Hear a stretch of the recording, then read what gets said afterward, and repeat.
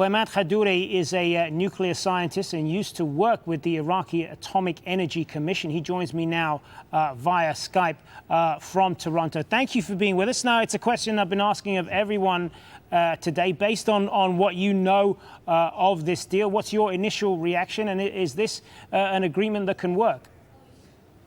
Yes, it is encouraging development. At least it's a peaceful way forward. But I think one has to look back. 25 years ago, when Iran embarked on its nuclear program, which entails 4 stages: finding the uranium on Iranian territory, enriching the yellow cake, and then design nuclear reactors and use its uranium for these reactors, and finally to reprocess the spent fuel. And it claims this is its own sovereignty, nuclear sovereignty. Now, in this deal, Iran has forfeited 2 of these stages. Its right to design new reactors and operate them, because Russia in October 2014 suddenly made an agreement that it will be building new Iranian power stations, not Iran. And the 4th step, which is the processing, Iran has forfeited that. So on the whole, with this agreement, Iran only maintains 2 of the 4 cycles: the prospecting for the uranium and the enrichment.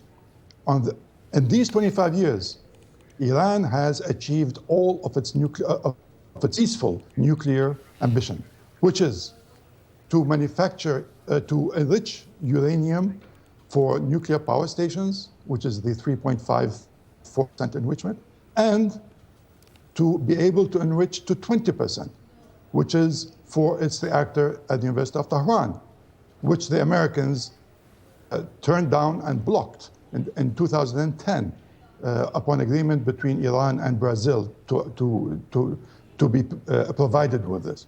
So Iran achieved all of its peaceful nuclear processes. Now, when somebody says they're going to close 10,000 centrifuges, that doesn't mean anything, because Iran has forfeited its right to manufacture fuel for power stations. It's Russia who's going to do it for Iran. Therefore, if they close 10,000 centrifuges, that doesn't mean much for Iran. They don't need them anymore. Secondly, over the past 5.5 years of negotiations, Iran has been actually enriching uranium much more than what it actually needed. So it can be a bargaining chip. Look, we have got this uranium. We're going to send it to Russia. And therefore, it was a good bargaining chip. They have now their fuel for the research reactor, 20% enriched, and for the power reactors, 3.5%. So to me, I understand it. It is a great step forward for Iran and the world. Iran persistently and a master negotiator managed to get through to get this agreement. And after following the program for 40 years, since I was in Iraq in 1974, and now I am convinced that all its program was basically for peaceful purposes, not to make atomic bombs, especially when it is religiously forbidden by the Shiite fatwas. How important?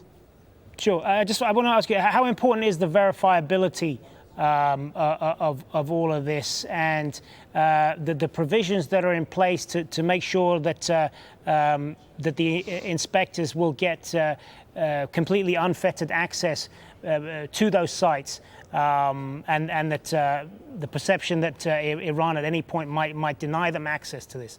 Is that a possibility, and is there enough provisions that won't happen? The P5+1 were asking a bit too much.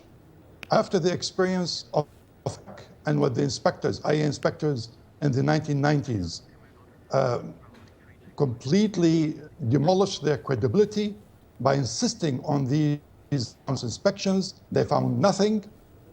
and they didn't admit that they have found nothing in the end, which led to the 2003 occupation of Iraq. Iran learned its lesson. These inspections demanded by the P5+1 are really intelligence. They are not scientific, technical. They are intelligence purposes, and they're right to stop them.